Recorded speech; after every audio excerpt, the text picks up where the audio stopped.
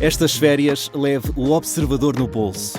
Na praia, no campo ou entre viagens, acompanhe toda a atualidade sem limites. Assine com 40€ de desconto e habilite-se a ganhar uma estadia de 2 noites num dos hotéis boutique da Small Portuguese Hotels.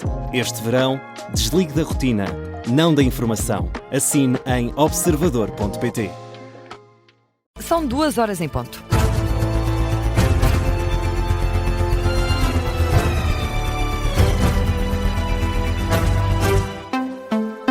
Começa agora o Jornal das 2, edição do jornalista José Rafael Lopes. E José, o Ministro das Infraestruturas, diz que não cometeu nenhuma ilegalidade relativamente à polémica da construção do Hotel Hilton em Cascais. É um hotel que está praticamente concluído, mas que agora é alvo do Ministério Público, que pretende suspender de imediato a construção e também suspender a construção de mais de 100 apartamentos em Cascais. Também a Procuradoria-Geral da República quer que sejam demolidos pelo menos os últimos 3 pisos do hotel. Em causa estão alegadas ilegalidades no processo de licenciamento destas infraestruturas, medidas que foram assinadas por Miguel Pinto Luz, na altura em que era vice-presidente da Câmara de Cascais. Hoje, em Coimbra, a responder aos jornalistas, o agora Ministro das Infraestruturas diz que todas as decisões que tomou na altura foram dentro do cumprimento da lei. O que eu posso dizer é todos os despachos, todas as decisões cumpriram estritamente aquilo que é exigido pela lei. Aliás, na minha vida nunca fiz de outra forma e com total transparência. Aliás, como estou aqui a fazer perante vós, deixe-me concluir. O Ministério Público tem a sua opinião, a Câmara defenderá a sua posição e é assim que a Justiça funciona. E não vamos fazer justiça aqui na entrega destas casas. A Justiça far-se-á nos tribunais e até lá eu não vou fazer mais comentários. As palavras de Miguel Pinto Luz, Ministro das Infraestruturas, aqui um registro do canal News Now sobre a polémica do Hotel Hilton em Cascais, que está a ser alvo de uma investigação do Ministério Público, sendo que na altura há várias questões de licenciamento em cima da mesa, numa altura em que Miguel Pinto Luz era vice-presidente da Câmara de Cascais.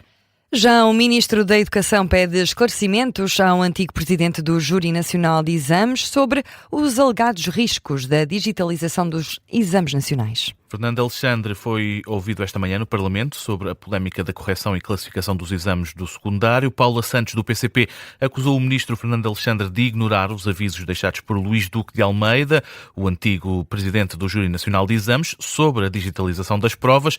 Ora, o ministro desconhece os riscos e diz que não chegou ao Ministério da Educação nenhum relatório a dar conta desses riscos. Como tal, Fernando Alexandre deixa um aviso. Quais foram os erros graves na prova de filosofia? É que o Governo não tem relatório nenhum. O senhor ex-presidente do Júri Nacional de Exames veio falar, mas a verdade, ele não deixou relatório nenhum. Ou seja, se ele tem informação ou tinha informação que não partilhou, se ele tinha informação e que não partilhou nem sequer com a Direção-Geral de Educação, nem com o Educa, se ele tinha essa informação e não a transmitiu, ele vai ter que explicar isso. Ele vai ter mesmo que explicar isso.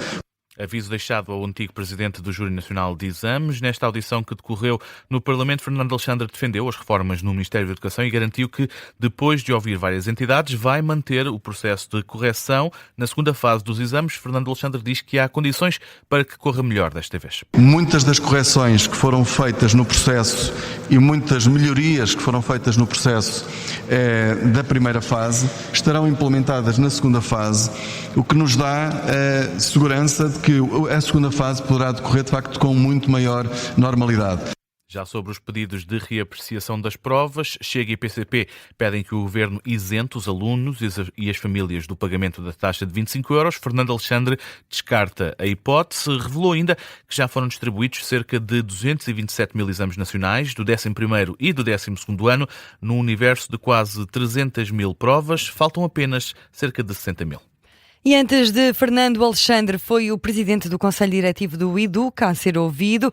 Garante que tudo foi feito para garantir que os alunos recebessem as notas a tempo. E diz que o processo foi feito para dar prioridade à correção digital. Luís Pereira de Santos, presidente do Conselho Diretivo do Educa, explica as dificuldades que foram encontradas e destaca, sobretudo, 2 tipologias. Nomeadamente, problemas informáticos inesperados que dificultaram a identificação e catalogação das folhas de resposta digitalizadas na base de dados, o que levou a que fossem disponibilizadas as respostas para classificação aos professores, classificadores, de uma forma gradual. Usualmente as respostas são atribuídas aos professores logo no início, em conjunto, e portanto desta vez, tendo em conta estas dificuldades, foram atribuídas de forma gradual. E houve problemas também de fluxo de informação entre a plataforma de preparação das provas e a plataforma de classificação digital. O presidente do Conselho Diretivo do Educa, Luís Pereira dos Santos, na audição da Comissão de Educação e Ciência no Parlamento. E na reação a esta audição do ministro, o PS diz que fica comprovada a negligência e a incompetência de Fernando Alexandre. Eurico Brilhante Dias pede mais esclarecimentos e, para isso, deixa já uma pergunta ao ministro. Como é que, não tendo recebido um relatório que diz que desconhece, que não existe, como é que tomou uma decisão quando hoje se sabe que o teste piloto no exame de filosofia em 2025 tinha redundado num conjunto alargado de erros? É uma negligência grosseira que colocou em causa os exames do ano 2026 e a vida de milhares de alunos e de milhares de famílias que muito investem na formação dos seus filhos e netos. Eurico Brilhante Dias, nos passos perdidos da Assembleia da República, já pela Iniciativa Liberal, Mariana Leitão desafiou o Ministro da Educação a apresentar os documentos que lhe serviram de suporte para avançar com a digitalização dos exames, depois das falhas que terão sido detectadas no projeto piloto dos exames de filosofia. E agora olhamos para o caso BES. O Ministério Público vai recorrer da absolvição de Ricardo Salgado e dos restantes arguidos. É o que adianta a fonte da Procuradoria-Geral da República à agência Lusa. Ricardo Salgado e outros 7 arguidos foram absolvidos pelo Tribunal Central Criminal de Lisboa ontem.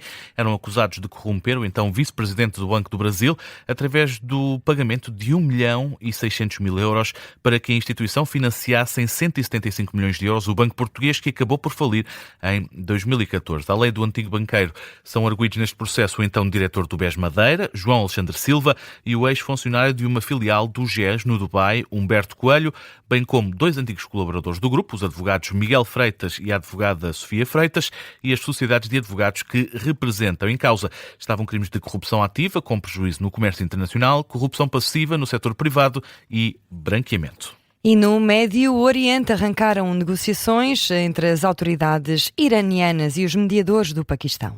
Após 10 noites consecutivas de ataques entre as duas partes, o ministro do Interior iraniano está no Paquistão para se reunir com o chefe do exército paquistanês e também com o primeiro-ministro do país. É o que avança a Associated Press. Na semana passada, o Irão tinha afastado a possibilidade de negociar com os Estados Unidos, mas agora os esforços diplomáticos paquistaneses tentam ressuscitar o acordo provisório entre Estados Unidos e o Irão. Não há detalhes para já sobre esta reunião, que acontece numa altura em que os ataques iranianos continuam a ameaçar os aliados árabes dos Estados Unidos no Golfo.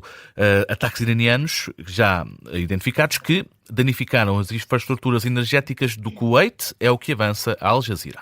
E agora, José, que outras notícias marcam a atualidade? O Primeiro-Ministro não vai tirar férias no verão. Luís Montenegro vai estar a coordenar a atividade do Governo e vai também manter a agenda como Presidente do PSD. De acordo com uma fonte do gabinete do Primeiro-Ministro, Luís Montenegro pretende apenas gozar alguns fins de semana e um ou outro dia esporádico, se a agenda permitir, e o Primeiro-Ministro não se vai ausentar do país. Um incêndio às portas de Lisboa mobiliza a esta hora mais de meia centena de operacionais e um meio aéreo. O fogo lavra numa zona de mato junto ao bairro Meninos Jesus, na Pontinha. O alerta para a ocorrência foi dado ainda antes da 1 da tarde. No local estão cerca de 80 operacionais de várias corporações dos bombeiros, apoiados por 25 viaturas e um meio aéreo.